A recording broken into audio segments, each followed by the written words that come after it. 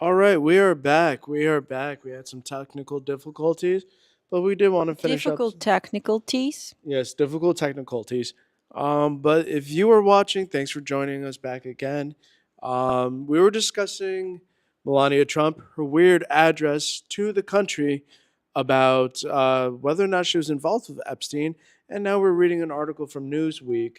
I'm gonna go ahead and switch the camera back real fast. So this article is talking about. It is talking about refresh the page, Jay.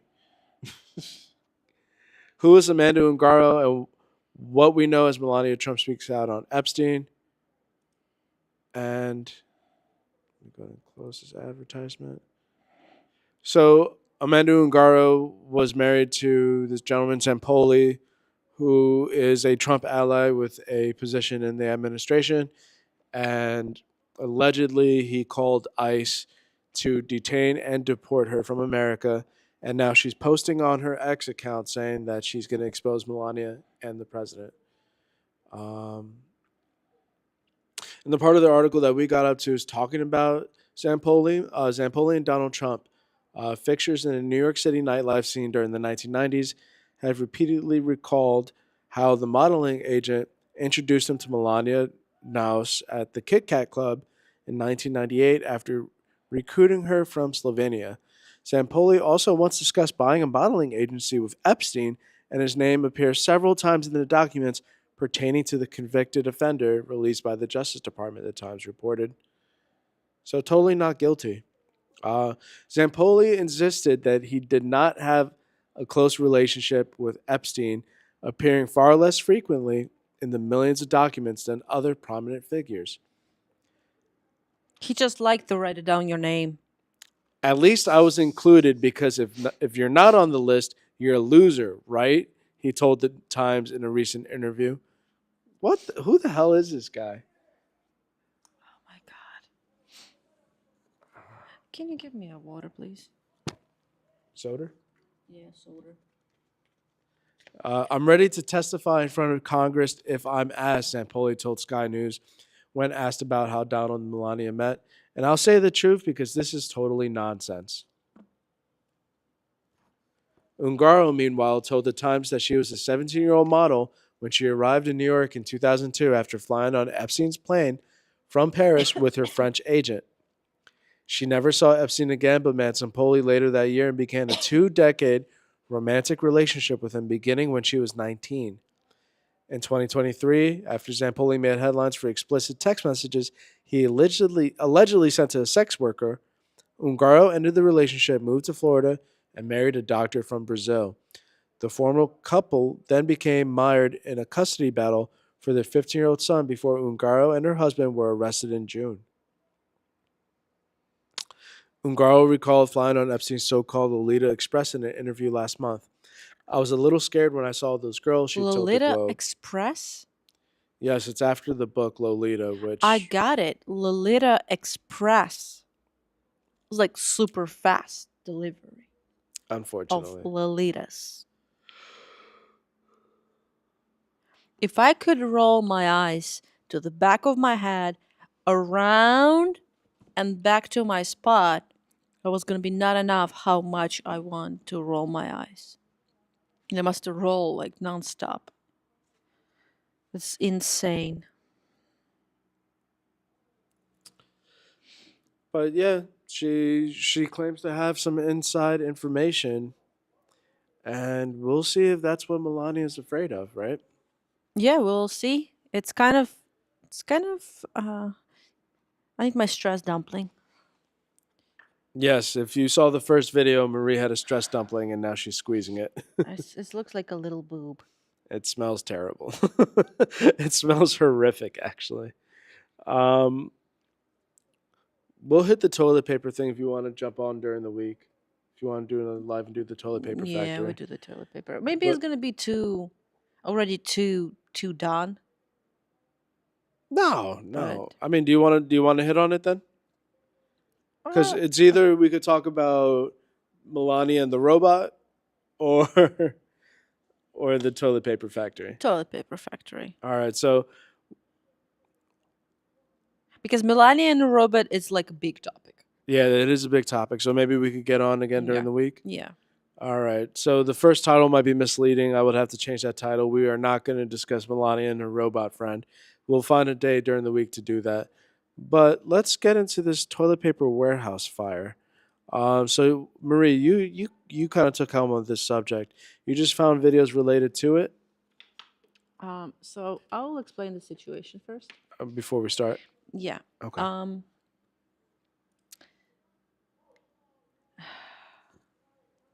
So it happens in California, in Ontario, California. One worker of factory that Mm-hmm. they make toilet paper start fire on a factory and make the TikTok video or Instagram video. I'm not sure what social media he posted in, but he make the video where he's doing it, actually put fire on products. Mm-hmm. And he's saying that the owner of the facility can avoid this situation if they just pay enough to workers. That's the main thing. And right now, the situation started to appear really close to kind of recent event that happens with the health CEO who was shot on the street Mm-hmm. by remind me a name. Luigi Mangione. Mangione. I forget name. I remember the surname. Luigi Mangione. And people right now talking about this particular person who started fire as a person who kind of pushed people towards uh, resentment, Mm-hmm. like go against it, go against all of this huge corporations. Let's go watch what's happened and discuss further. Sounds good. Fire was allegedly the work of a disgruntled employee. Stunning new video appears to show the start of the fire. In the footage posted to social media, you hear someone say all you had to do was pay us enough to live, as stacks of toilet paper burn. All you had to do was pay us enough to live. There goes your inventory. Last night, police announced the arrest of Chamil Abdul Karim on suspicion of multiple felony arson-related charges, adding the 29-year-old is an employee of NFI Industries, a third-party distributor for Kimberly-Clark, the company known for manufacturing paper-based personal care and hygiene products. Police say this massive warehouse fire was allegedly the work of a disgruntled employee. Stunning new video appears to show the start of the fire. In the footage posted to social media, you hear someone say all you had to do was pay us enough to live. Jeez. So, what are your thoughts on this, Marie? I honestly watch a bunch of videos to try to understand Mhm. the situation. And we're going to share them, right? Of course, some of them, not all of them, because I hear lots of opinions. Right. I feel like, in general, it's insane. He did something illegal, but I believe people see it as act not of violence or crime, but more like everyone needed. Everyone needs some kind of relief of this anger. And there is nothing more beautiful to see that billionaire lose money just because he's or they are so greedy. Mm-hmm. Like it's karma.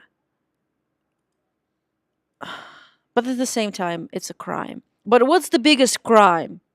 To set something on fire or let people who work at you suffer without money, housing, whatever, because you not pay them enough. What's the big crime if you have a bunch of money and you not pay normal a salary, survivable salary. That's insane. But we're gonna see how big the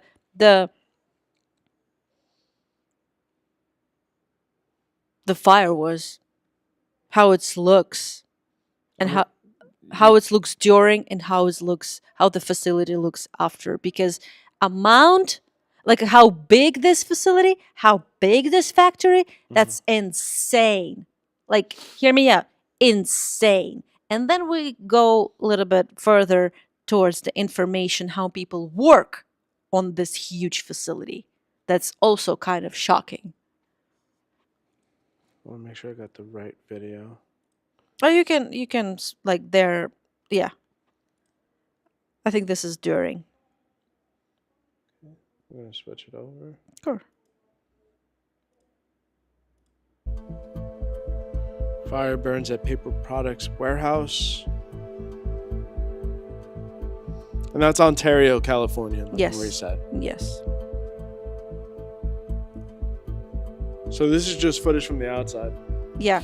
During the fire, they tried to. There was firefighters working it, and I'm so sorry for firefighters who deal with this.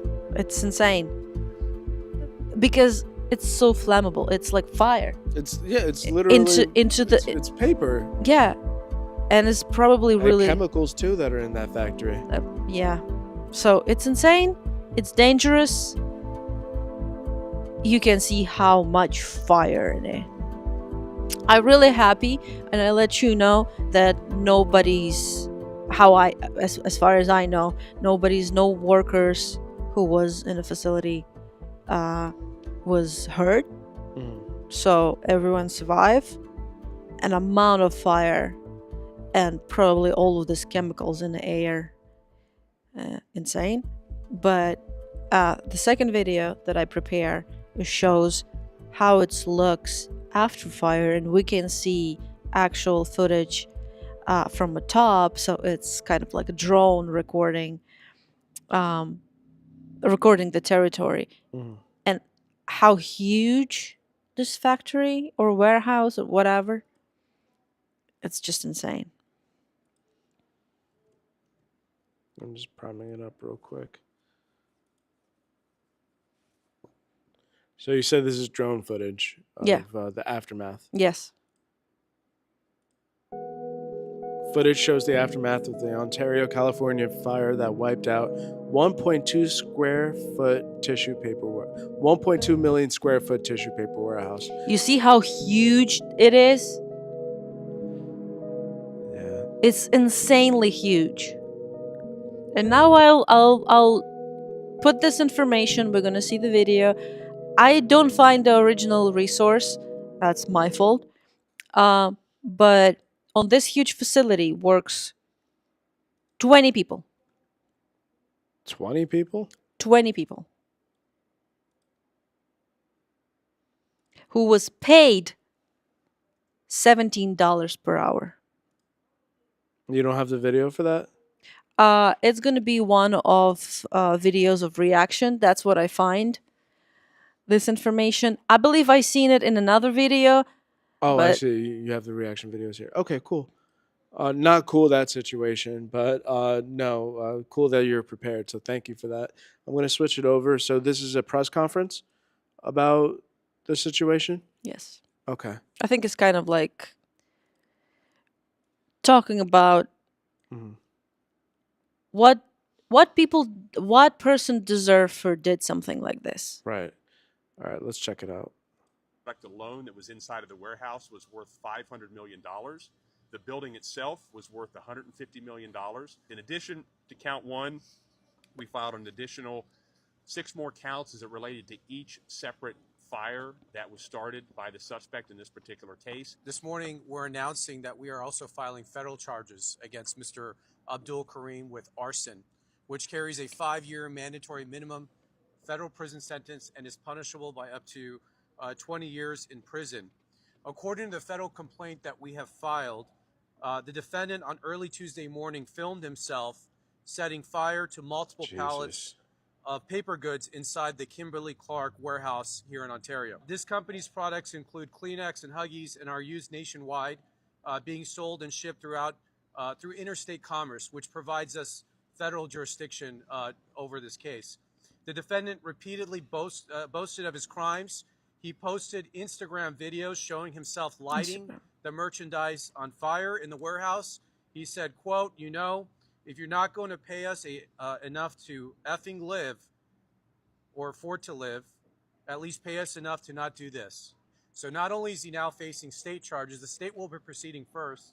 He's in state custody. He'll be arraigned on his state charges. He now has a federal charge. He has a federal arrest warrant. So when he's done with the state, he'll come to us. And we look forward to ensuring that Mr. Abdul Kareem is behind bars for a very long time. The paper product Yeah, alone who that was asking inside for that? I know he did a crime. I know he did a crime. It's an awful crime. Like, people can be hurt, right? In this People could have particular been killed. Yeah, it's but at the same time, Mhm. when you think about people be desperate that much to did something like this, it must put the question in your brain, honestly. What's that question? I'm not trying. Do we need to protect all those people who have a billion, trillion, bajillion, $1,000? Or we need to protect those who actually give them that money because they work on their companies? Because without that, people who create the product, who sell the product, who eat the product, fit the product, whatever. Oh, jeez. McDonald's CEO. Without those people, you don't gonna have all those money that you have. All those construction workers who put together your huge facilities, and you probably pay $7 per hour, if not less. Right. The federal minimum wage is still, I think, $7. $7.25. $7.25. Yeah. So without those people, you don't have your billions. You need to respect those people, because without them, you don't have those billions. I mean, let's go continue. That's So They you piss pulled me up off. some opinion pieces. Some Yes. people online gave their perspective on what happened. First user is Dr. Casanova Brown. Hmm. Let's see what Dr. Casanova Brown has to say about this. What I appreciate most about the man in the warehouse is that even in his act of desperation, because it wasn't an act of violence, because nobody was hurt, nobody was intended to be hurt, he said, all you have to do is pay us a livable wage. He's still thinking about everybody, even like people other than just himself, because he knows that if they won't pay me a livable wage, they won't pay you a livable wage. What I appreciate most about the man. So I get what he's trying to say here. And, like, don't get me wrong, I'm not trying to be here defending any type of corporation who underpays their employees. But setting fire to a giant paper goods warehouse that looks like it was near some residential areas as well. Like, I mean, I think it's a wait and see what kind of impact this has, because maybe this will impact how these companies pay their employees from now on, because they want to avoid stuff like this. Because they're gonna be afraid Right. that someone can, because for them, you sitting in a jail for 20 years, it's not a justice, because they lose money. The only one thing they care about is money. I'm not telling you that you need to go and do that, but I really appreciate this gentleman who did it. Oh, it's okay, buddy. What's happened? I think I woke him up. It's okay. Just don't touch him. Don't touch him.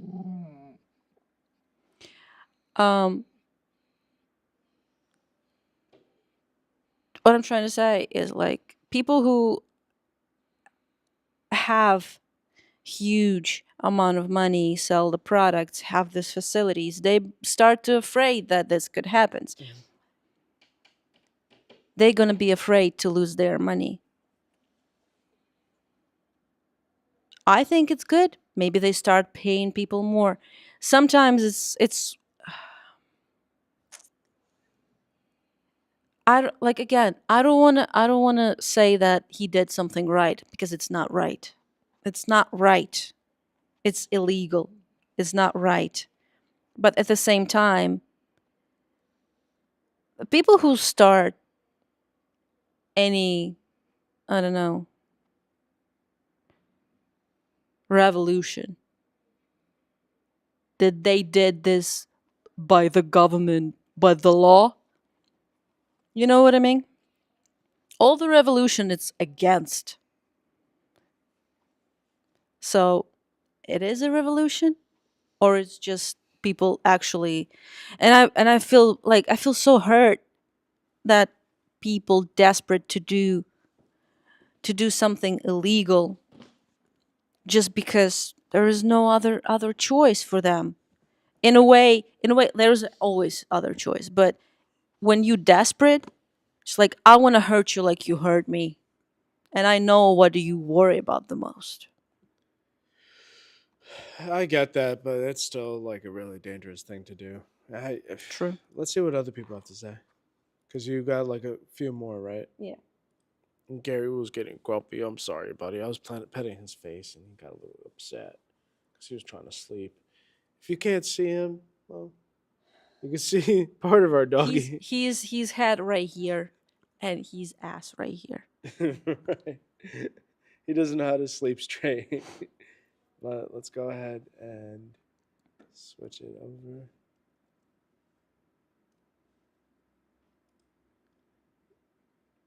All right, I'm going to switch here.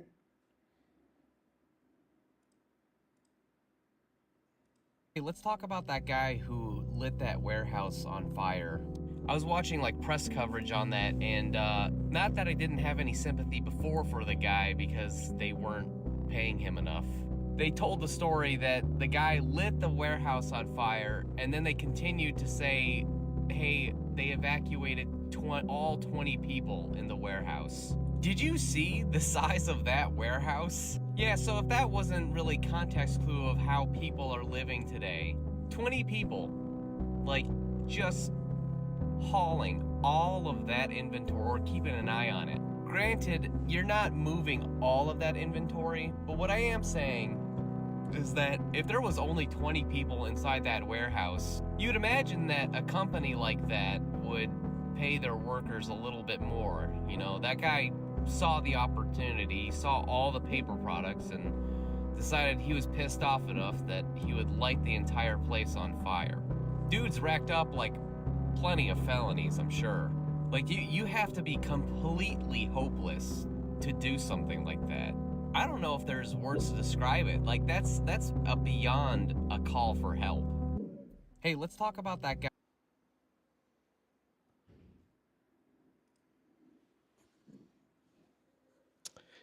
Well, definitely got to be hopeless to do something like that and not care about what's going to happen to you afterwards. And For we don't sure. know, his mental state. Who knows how, like, situations could be different. Maybe because he don't have enough money, he don't have enough money to pay for apartment, to live in California. Yeah. Maybe he don't have enough to, I don't know, to eat, to sleep, to, like, who know how much distress. There was we all know that not enough money can cause a lots of distress. Mhm. Who knows which level he was in, Right. because being that desperate, who knows. And then there's one last video on it that you want to share. Yeah, that's the question I had first when I heard it, like, the how much they pay, how much the cost of this facility. And that question that I have, and this girl, I believe, just like voiced it for me, because I have this like somewhere, it wasn't like formed as a question, but I like what she said. Okay. We'll go ahead and play it.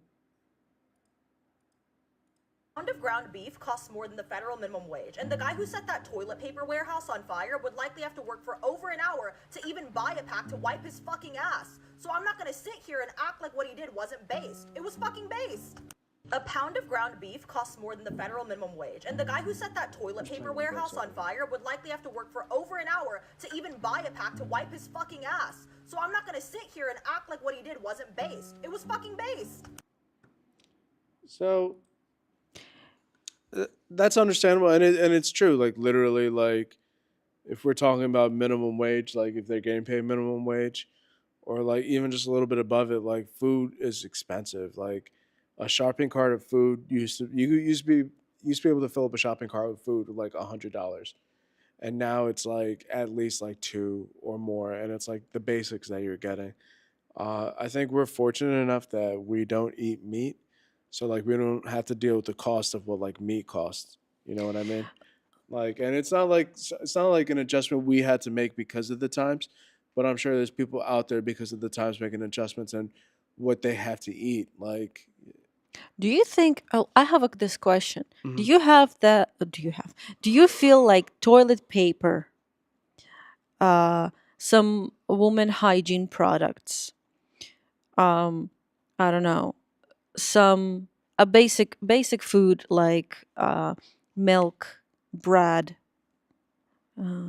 some like macaroni, like stuff like this, must cost as much as they cost right now, because in my opinion, all the stuff that necessary for living, like basic food, Mhm. basic hygiene stuff, that you can't live without toilet paper. What are you gonna use? It's don't need to be like super fancy toilet paper, but you need something to wipe your booty hole, right? Women need hygiene products that cost, for some reason, insane. But do you think there must be some specific prices, like not changing prices, or what do your what are your idea of like this situation? Could we have like necessities, not like what I'm trying to say? I'm trying to voice it, but again, I don't have like this question in my head. It's just like a basic thoughts.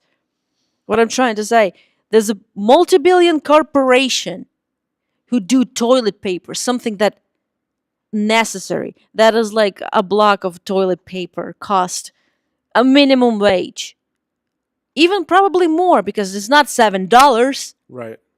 It's at least like 12 and 20. It depends on the amount of toilet paper rolls. It feels like soon not everyone could afford it. Just have a basic toilet paper, like basic one sheet. It's like poof, like spirit, but something. What do you think? I don't know. I don't know if you understand what I'm trying to So ask. I mean, I get the sentiment. I get feeling desperate. Like times are really hard. Like we're dealing with our own troubles. Mm-hmm. Like I don't want to act like I'm unsympathetic to this person Mm-hmm. or unempathetic, but like the thing is just like something like that, like the fire. It's If dangerous. it's super dangerous, and like fortunately no one got hurt or died, Mm-hmm. and they were able to contain it. And like I'm not so worried about the property damage. I'm not so worried about the amount that it costs to replace the stock. That I mean, that's not really a me problem, right? But like I've definitely felt like how this guy felt like I don't get paid enough to do the things that I need to do. Like the one user said, "Oh, 20 people in the warehouse." Like is that 20 people in the warehouse altogether or just in the shift? Even so, 20 people in a single shift is not a lot for that 1.2 million square foot warehouse. Um, yeah, you're just talking about overworked, underpaid people, and that's just becoming more and more of a reality where companies they just want to prioritize making money, slimming down, paying the least amount of people the least amount that they can to maximize their profits. And like I guess I could see where people were like drawing the relation between this and like the healthcare CEO that was murdered Mm-hmm. a couple of years ago. Um, and you had a good point because like I feel uneasy being like, yeah, I agree with this guy. What he did was right. I don't I don't feel that way. Yeah. But I do understand what you mean, where like revolution or like getting change in things, whether it's policy, government, commerce, like a workplace. It wasn't started with just a nice conversation at a table where a company was like, "Yeah, I see your point." You know, there's unions, there's union strikes, but then like West Virginia, there was like straight up battles between uh, unions and like police officers because they would go on strike and like they were trying to force them to go back to work. I gotta look that up, but like it was like it happened in West Virginia. Give me 1 second. West Virginia. I forgot if it was the coal mines or. Let me look it up because I want to be accurate here. Battle of Blair Mountain. Oh, that's a long video. I need something short. Okay. I'm going to go ahead and swap it out real fast. Let me see what this guy has.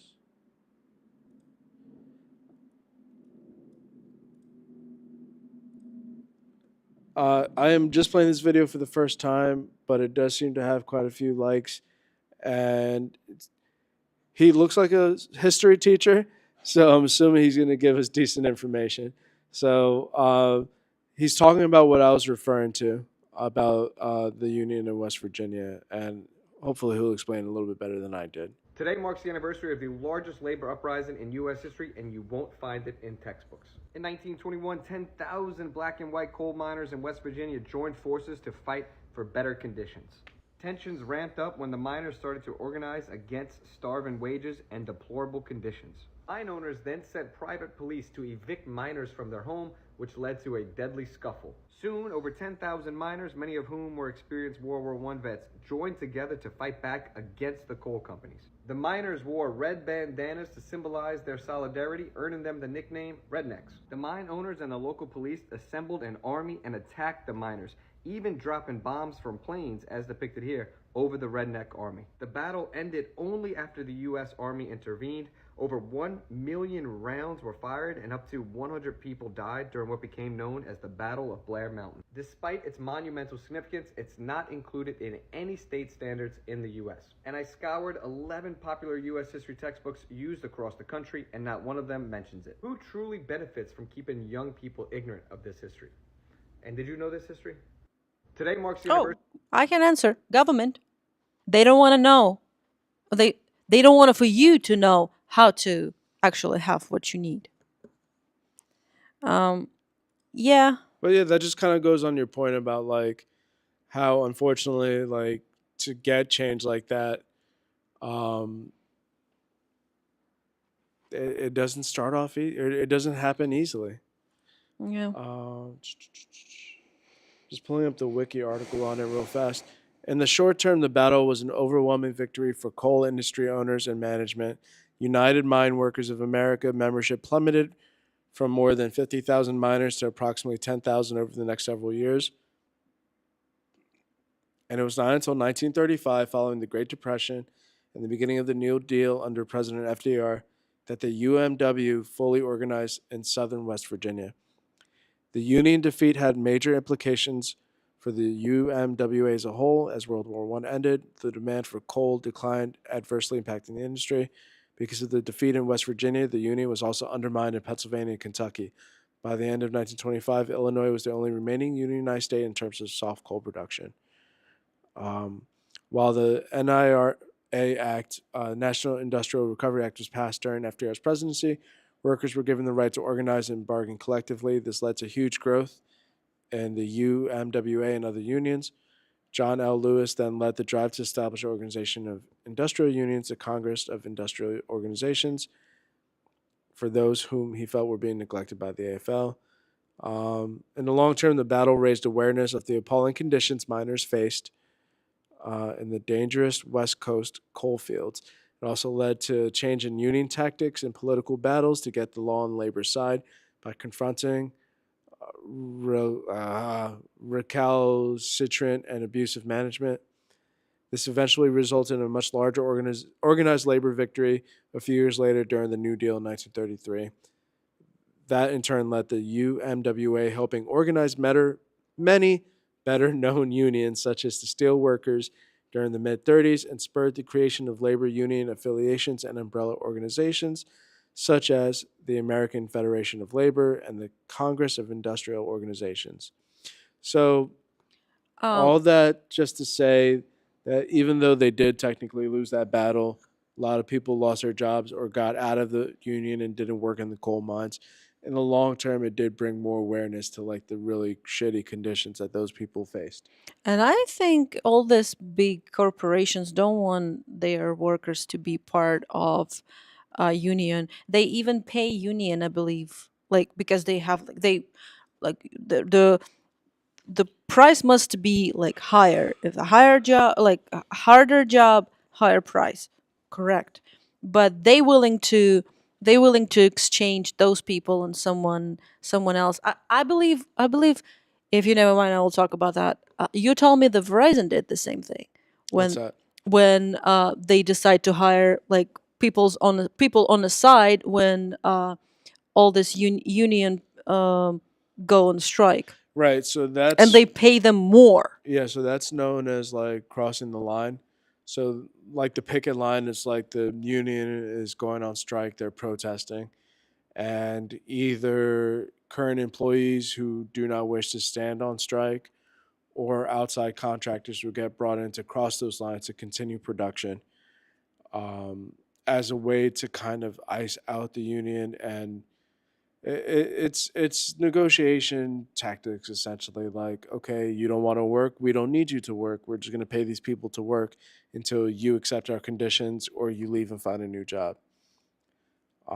I came on after the most recent strike when I was working at Verizon. I don't work there anymore.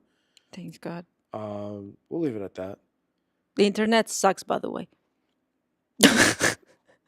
Actually, their Fios internet service is great. Yeah, but We this have the what we shitty have 5G wire. That's sucks. why we lost our signal initially. But Do something no, with that. Pay more. yeah, so that's just like people crossing the line in order to keep the means of production going. And a lot of times the companies will pay those outside. They call them, the word for that is like scabs. And they'll pay the scabs more money just to keep their production running. And then when they eventually come to an agreement, then they'll let the scabs go and let the union people in. But if you're a union and you scabbed, you kind of get ostracized. So there's all that too. Hmm. But no, that's just essentially a way to try to like keep the negotiations like on their side. Like a lot of times, like I think with Verizon specifically, like they got rid of the pension and they wanted the employees to pay for the health insurance, which used to be free. And I think based on their current agreement, they got it down to the employees paying not a lot, not that much for the health insurance. Um, I don't know. I think unions, especially with like specific like labor intensive jobs, are very important. Um, but that's also like a state thing. Like a lot of states are right to work states, meaning that you don't need a union that to in order to operate. I do feel like companies with unions do better work. Hmm. Like if I'm gonna compare like the workmanship of like a Verizon cable guy versus like in this area, it's a Comcast or Xfinity. Hmm. They use like outside contractors that get paid by the job, and It's they cheaper do for them. yeah, it's cheaper for the company. And in order to get paid more under those circumstances, if you're a contractor for Xfinity, Hmm. you have to do more jobs, not necessarily good jobs. So like I would go behind a lot of those jobs and see how they run stuff, the type of work that they would Hmm. do. So like my personal opinion, I think like being in a union like incentivizes you to work better Hmm. because you know that you're working for something. Yeah, there's some kind of level of work you Right. need to prefer.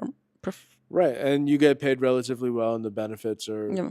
the benefits were cheap with Verizon. Hmm. They weren't free, but they were cheap. What I'm trying to say, I see in the video that someone said if you about this the guy who put the warehouse on fire. Like if you don't like the job, just change your job. And I must say, right now, in this situation that not only America but the whole world in Mhm. lose the job, it's really scary. Yeah, Find the job, it's not easy. People struggle to find a job because nobody's want to hire, and nobody's okay. I will say like this: they want to hire you, but you must work for a minimum, and you right. work a lot. Yeah, I would say like I am a big advocate. If you don't like your job, go find another one. But just like you said, it's super hard to go find another job. For it's I've been trying to find another job for like I'm working and it's not my favorite place.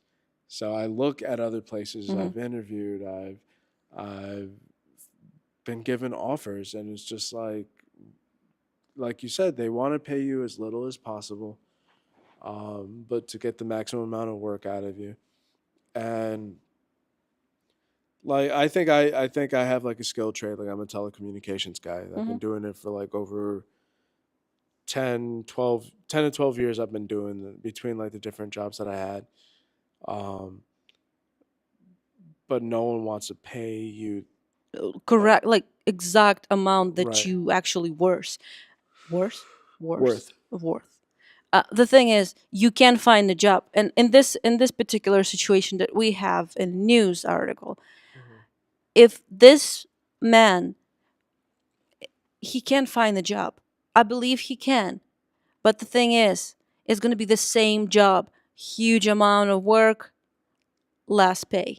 What's the point change one shit on another shit? I want a better shit. I want this shit. I don't want to do another thing for the same price, for the same amount of hours. I want a better. So people who say, just if you don't like this job, just find another job. There is so much jobs. People want to hire you, but they don't want to pay you. That's the thing. And California, I don't know how expensive Ontario, California. Well, the state in itself is pretty expensive. Yeah, you can live without a car. I believe so there. So at least housing and car maintenance and like gas, whatever, it's already a lot. That's already a lot. And we're not talking about uh, how food prices on the food start growing. It's insane. It's insane. And I believe so soon only billionaires can afford those regular products like toilet paper, I don't know, milk. It's not going to be any luxury for them. Yeah. I mean, they make it luxury for us. Was there? Give me 1 second. I found I was listening to a podcast and it was an interesting take. Not this one. Oh, do you want to watch someone's podcast? Yeah, yeah, I don't know. I'm not really. No, just a clip that Oh, clip. like Okay. I'm trying to find. Bear with me here. Wasn't this one? So let us know what you think about this situation with the toilet paper warehouse, and we believe that gentleman who involved in it guilty, but at the same time, we both kind of understand that revolution couldn't happen without kind of blood.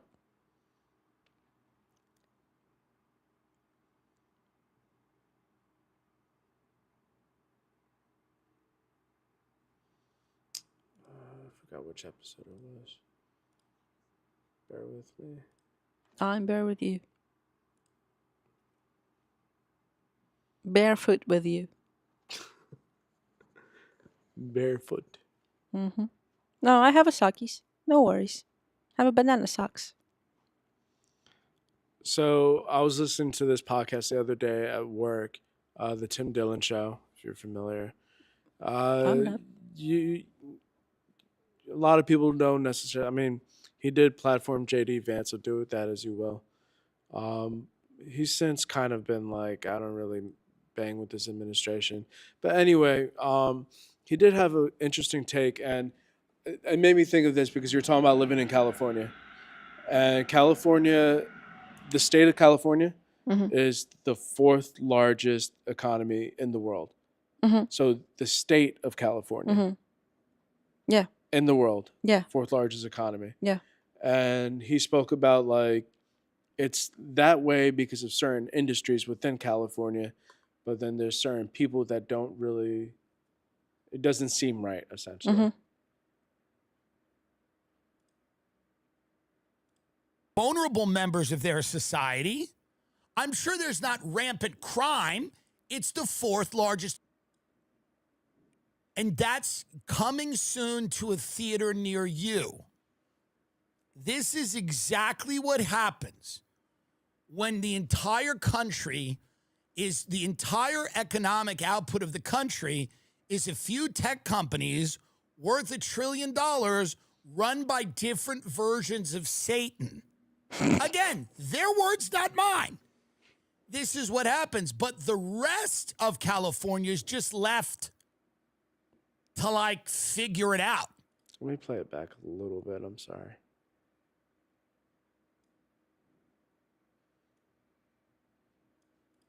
Are $1 trillion companies. They account for a massive amount of the GDP. By contrast, California's other signature industry, movie and television production. So he was saying that the tech companies in Silicon Valley I got it. account for the reason that California has such a large economy. Has shrunk. On-location shoot days in LA plummeted 53% from late 2019 to late 2024, while soundstage occupancy fell from around 90% to just 63%. Iconic studios /staff, prop houses shuttered, and vendors went bankrupt. Entertainment can no longer be considered a tentpole of the California economy. So, by the way, this is the future of the United States. Tech is everything. It's everything. These firms employ a relatively few people to, if you compare it to like what General Motors employed at the height of you know, or Chrysler or companies like that. Tech companies employ very few people relative to those companies, and they're shedding jobs because AI is doing a lot more. So a lot of the jobs that would have been traditional tech jobs are going away. And these companies, NVIDIA, Alphabet, Google, you know, which is Alphabet, you know, Apple, Meta. These companies are, so this is why Newsom, every interview, he's talks about we have more engineers, we're graduating more engineers, we have more doctors, we have more tech, we have more this, we have more that. But then you drive down the highway and someone who's bleeding is wandering across the highway in some like altered mental state. And that's coming soon to a theater near you. This is exactly what happens when the entire country is the entire economic output of the country is a few tech companies worth $1 trillion run by different versions of Satan. Again, their words, not mine. This is what happens. But the rest of California is just left to like figure it out. So you go, wow, this is because you say to yourself, wow, what does the fourth largest economy in America look like? Like if I went to LA, it's, I'm sorry, not America, the fourth largest economy in the world. Yeah, so, I mean, just kind of goes without saying that this economy, like California is rich, right? Yes. Fourth largest economy in the world. Yeah. But such a bad homeless problem. Yeah. Now we're at the point where people are lighting their warehouses on fire because they feel like they don't make enough. Yeah. And at the same time, one of the richest. Fourth largest economy in the world. A state, a small section of a country. I mean, granted, California is big, but a small section of the country. But people are burning down warehouses because they don't make enough. My mom once says that uh, whatever it's attract a lots of money on a one pole, it's gonna attract the suffer poor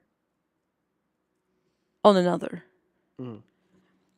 Whatever you can see, super rich people, you see side by side with absolutely destroyed people in all meanings you can imagine.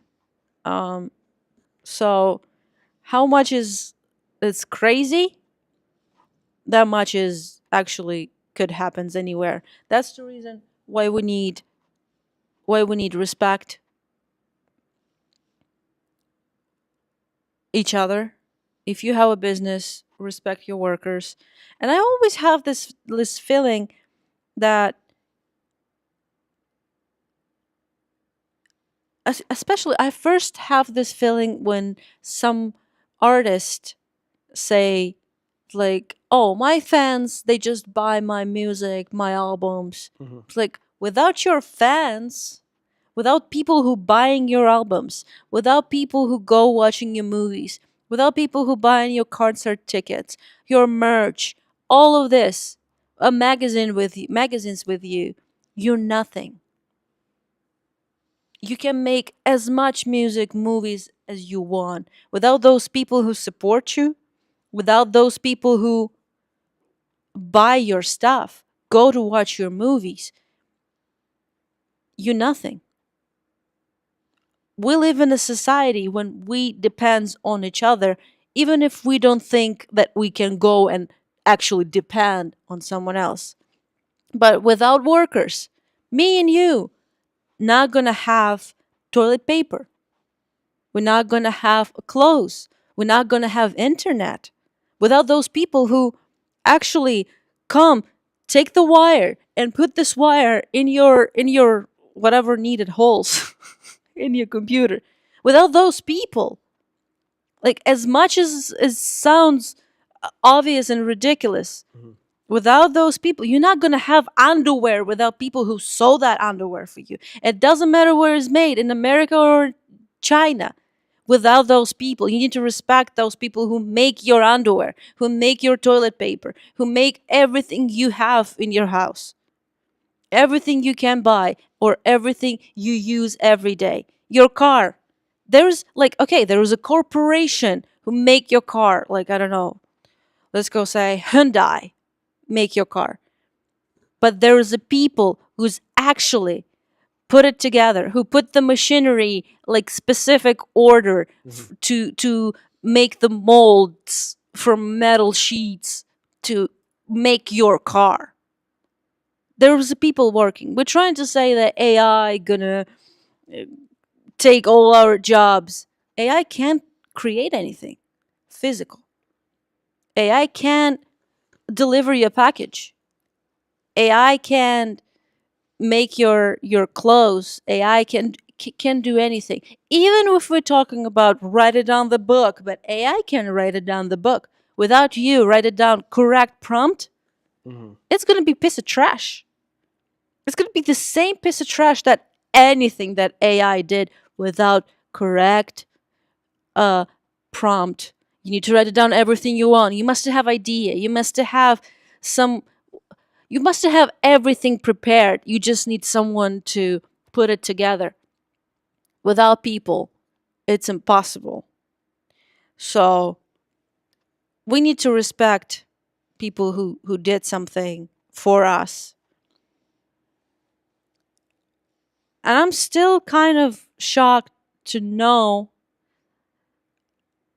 that people who work in like a food industry, like in McDonald's, Dunkin' Donuts, or Dunkin', uh, Yeah, it's not Dunkin' Donuts it's anymore. Dunkin'. All this fast food restaurants and everything. I hear lots of bad stories about waiters, about like who acting weird, but at the same time, I see the rush hour workers like do bunch of stuff at the same time, and I don't think they pay enough. You maybe think it's not like high qualified job. You don't need to have education for this job, but it's a physical job. You need to do all of this, and people can be super disrespectful to you, like super disrespectful. There's a bunch of videos. I don't know if you ever seen this guy who drive into the drive through and pick it up his coffee or whatever, or like drink, and I don't know, you call him waiter, who In the give you, drive-through? yeah. Not a waiter. How do you say? I don't The know. worker, I will say like this. Give this dude the drink. He take this drink and just like, don't play with me, too much ice. I said less ice, I said less ice, and he have like full blown hysteria in the car. Like, you little booger, come on your car to the person who at work doing probably like 4 or 5 things at the same time physically, not like here I'm watching YouTube and here I'm typing something and there is a TV playing, you know what I mean? No. Or there's a potato boiling in my on my stove.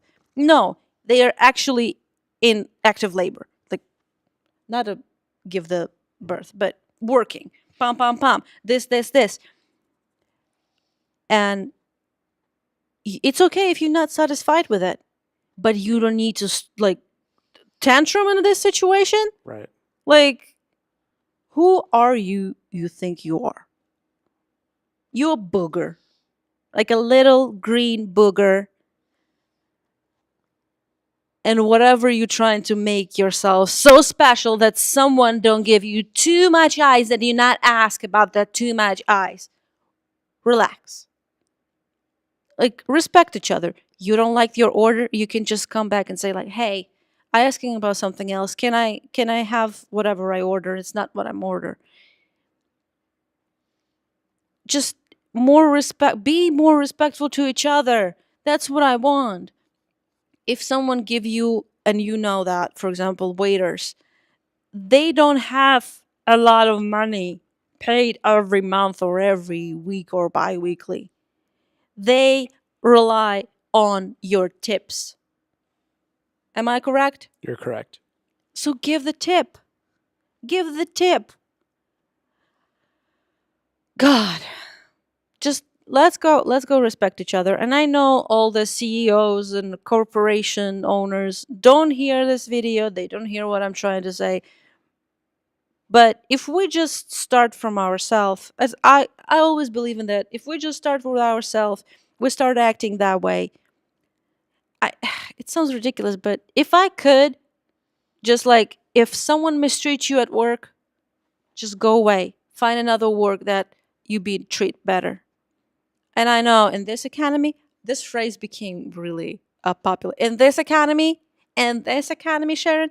No, it's right now it's complicated. So right now, if you don't feel safe, better to hold whatever you have and just survive these dark hours. But first moment when you can, find something, find a job, find the people who respect you, who pay you as much as you think you're worth. Because we can say, I want $1 million. But if you understand that you worth more than minimum wage, that's okay. You probably do. And I don't know any easy job. Easy job is like my job. And it's easy not because it's easy, it's because I love to do that. I really love to do that. For me, it's easy in a way. I'm kind of excited to go to work, and I wish everyone excited to go to work. It's scary all the time. I work with a human skin, and I kind of She's a tattoo artist. We got to add some poking people, context there. poking people. I work with human skin could either be a tattoo artist or you make lampshades. No, I'm not that. um, yeah, I'm poking people with a needle. I make them hurt. I put the pictures on their body. It's scary. Trust me, it's scary. Not as it's not scary because like, oh, people, they're so scary. I have the gorgeous, beautiful customers all the time. I don't have any ugly customer, by the way. All they are hot and sexy. And especially after I make them tattoo, they become sexier. So if you want to be super sexy, I don't At know. Marie Tats on Instagram. So At MORIHRIHTATS. so yeah, the best job you can have, it's a job that you pay well and you like to do. And I wish everyone that. I wish I gonna have jobs, more jobs.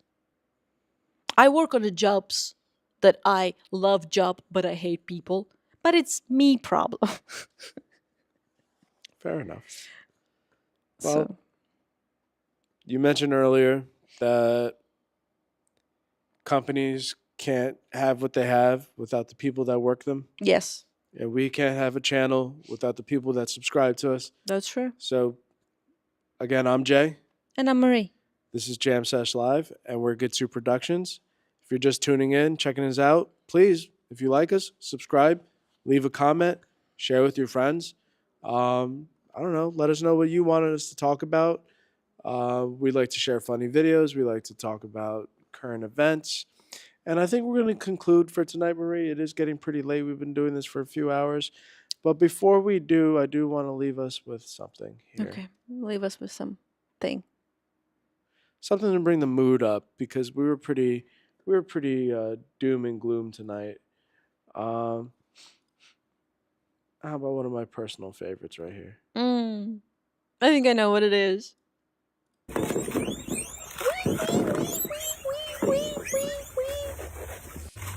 A solid time. No.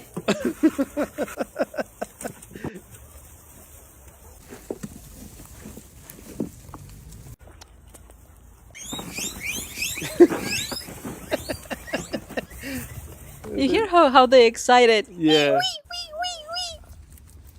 Nom, nom, nom, nom, I nom, want to nom, find nom. another one. Do you think this guy has a bunch? I think so. The Oh. watermelons. I want a watermelon, Jay. It's almost that season, man. August? It's almost August? Yeah, it's only a few months.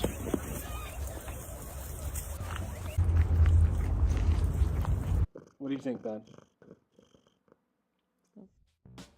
Nom, nom, nom, nom, nom. What do you think, Ben?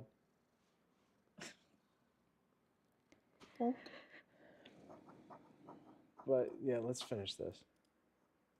Oh, so cute. Nom, nom, nom, nom, nom, nom, nom, nom.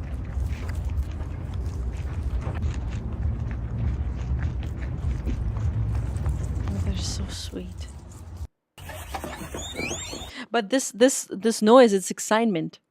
Oh yeah, for sure. He's just like, Well, ready to call it a night? yeah. That was Jam Sesh. Thank you for being with us tonight. And subscribe, because if you're not subscribed, you may lose next lives or any videos that we upload on our channel. Yeah, and just drop it in the comment what you'd like for us to cover, and maybe we'll cover one of these days this week. I'll cover you. Okay. Bye.